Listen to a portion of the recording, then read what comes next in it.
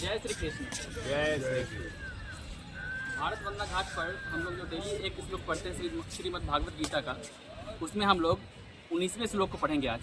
या एनं वेत्ति हन्तारं येनं वेत्ति हन्तारं यश्चैनं मन्यते हतं यश्चैनं मन्यते हतं उभौ तौ न विजानीतो उभौ तौ न विजानीतो नायं हन्ति न हन्यते। नायं हन्ति न हन्यते। अर्थात जो इस जीव आत्मा को मारने वाला समझता है तथा जो इसे मरा हुआ समझता है, वे दोनों ही अज्ञानी हैं, क्योंकि आत्मा न तो मारती है और न मारा जाता है।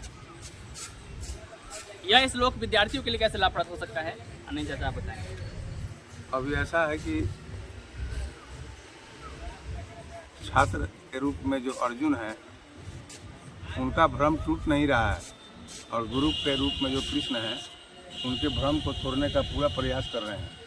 उनका दिमाग कैसे साफ हो जाए, कैसे वो सत्य को पहचाने, इसी का प्रयास अभी भी कृष्ण भगवान गुरु के रूप में कर रहे हैं, ताकि हमारे जो शिष्य है, हमारे सामने जो शिष्य रूप में अर्जुन है, तो कि अर्जुन कह चुके हैं कि अब आप ही हमारे सब कुछ हो, आप हमारे गुरु हो, हमारे सब कुछ हो, जो उपदेश दोगे करूँगा। तो यही है कि बच्चों को समझाने का काम गुरु जी कर रहे हैं। गुरु जी कहने का मतलब कि कोई आप कल्पना में रख लीजिए, गुरु जी बच्चे को गुरु जी समझा रहे हैं, बच्चे को बहुत सी बातों को समझा रहे हैं। बच्चे को कभी कभी ये हो जाता है कि हमारे में गुरु जी बेकार में ये सब बात कह रहे हैं। अरे हम अपने आप को तौले हुए हैं, हम अपने आप को जानते हैं, हमसे पढ़ाई नहीं होगा। बहुत से बच्चे ऐसे हैं जो बेवजह अपने से मन में पाल लेते हैं कि हम अपने को तौल लिए हैं, हमसे होबे नहीं करेगा। गुरु जी वैसे छात्रों को गुरु जी समझाते हैं कि तुम ऐसी बात मत करो, तुम कौन होगा, तुम्हारा भविष्य लिखने वाला कोई दूसरा है। तुम अपना प्रयास करो, तुम अपना कर्तव्य करो, तुम अपना कर्तव्य करते रहो। देखो कैसे एक दिन तुम्हारा भाग्य चमकता है, कैसे तुम अपने, क्योंकि ये मत समझो कि हम जो करेंगे वही है, तुमको गाइड करने वाला भी कोई है, माँ सरस्वती भी हैं। तुम अपना काम करो ना, प्रयास करो ना, तुम प्रयास करो, देखो परिणाम आता है कि नहीं आता है। तो गुरुजी ऐसे ऐसे बातों को कह करके समझाते हैं। रोज़ यही सब बात है। बच्चों को जो है सो कि कभी भी हिम्मत नहीं हारना चाहिए, कभी भी भ्रमित नहीं होना चाहिए। जिस लक्ष्य पर निकले हैं उसे पाकर ही रुकना या थकना चाहिए।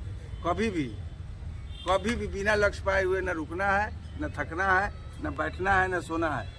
एकदम लक्ष्य पाकर ही जिस आदमी के अंदर में पूरा जिद हो जाएगा। एक दो तरह का जिद होता है, एक सकारात्मक जिद और एक नकारात्मक जिद।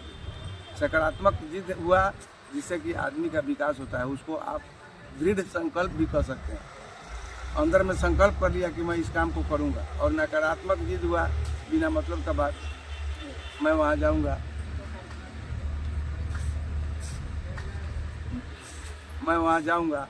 अरे काहे के लिए जाओगे भाई, वहाँ रात हो गया इतना, तुम कहते ना मैं जाबे करूँगा।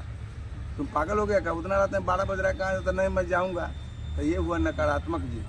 और एक सकारात्मक जिद है कि नहीं मुझे 4 बजे उठना है, मुझे 4 बजे जो है सो कि यात्रा पर जाना है। हम अपना मॉर्निंग वॉक पर जो जाते हैं वहाँ जाएंगे। हम अपना जो टाइम है मेरा कि वहाँ से आकर के एकदम 6 बजे पढ़ने बैठ जाएंगे तो पढ़ने बैठ जाएंगे। हम अपना टाइम में एक पैसा भी कंप्रोमाइज नहीं करेंगे। तो ये सब जिद जो हुआ सकारात्मक जिद हुआ।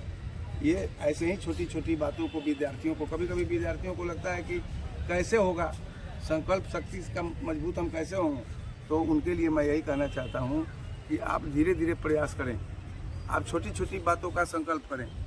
मैं कल से 4 बजे सुबह में जगूँगा ही तो जगूँगा। पहले आप इस पर प्रयास कीजिए। धीरे धीरे अगर जो आपका संकल्प पूरा हो जाता है तो फिर आप कोई दूसरा संकल्प रखिए।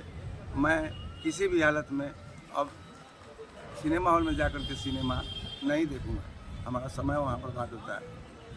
इस पर संकल्प ले लीजिए। उसके बाद अगर जो यह संकल्प आपका सिद्ध हो जाता है तो उसी तरह का बहुत बात है कि मैं जो है सो कि वैसा कोई पदार्थ नहीं खाऊंगा जो हमारे शरीर के लिए हानिकारक हो, उस पर जो है सो कि अब अमल करना चालू कर देंगे। ऐसे छोटी छोटी बातों को अगर जो आप संकल्प से सिद्ध करते हैं तो उसी में आपका विद्यार्जन भी है। आप संकल्प ले लिए कि नहीं मैं इस बात को बिना समझे हुए मैं चैन से नहीं रह सकता हूँ। या मैथमेटिक्स या हिसाब हमको नहीं समझ में आ रहा है तो मैं चुपचाप किताब बंद करके नहीं बैठूंगा। अपने गुरु से जब तक गुरु हमारे समझाएंगे नहीं तब तक मेरी जिज्ञासा शांत नहीं होगी। ऐसा संकल्प जब धीरे धीरे आप लेकर के चलिएगा तो आपके अंदर संकल्प शक्ति बढ़ जाएगी और एक दिन आप इसी संकल्प शक्ति के सहारे बड़ा से बड़ा काम भी कर सकते हैं। यूपीएससी जिसको लोग कहता है कि भारत का सबसे बड़ा प्रतियोगिता है, बड़ा जो है कि प्रतिष्ठित प्रतियोगिता है, उस प्रतियोगिता को भी अगर जो बचपन से आदमी अपना इस तरह का जो है कि प्रयास जारी रखे, सकारात्मक बातों को मन में रखे और सकारात्मक जिद जिसे संकल्प कहते हैं, संकल्प ले करके अपने संकल्प शक्ति को बढ़ावे तो एक दिन उस दरवाजे को भी तोड़ सकता है, सफलता पा सकता है। यही हमारा आज का यही गीता जी के का जो श्लोक है उस पर विद्यार्थियों के लिए कैसे लाभप्रद है, यही हमारी तरफ से हमको जो समझ में आए मैं इसका व्याख्या करता हूँ। और कोई इस पर कुछ बोल सकते हैं तो ठीक है, तो आज के लिए बस इतना ही। फिर कल मिलते हैं अगले श्लोक के साथ। जय श्री कृष्ण।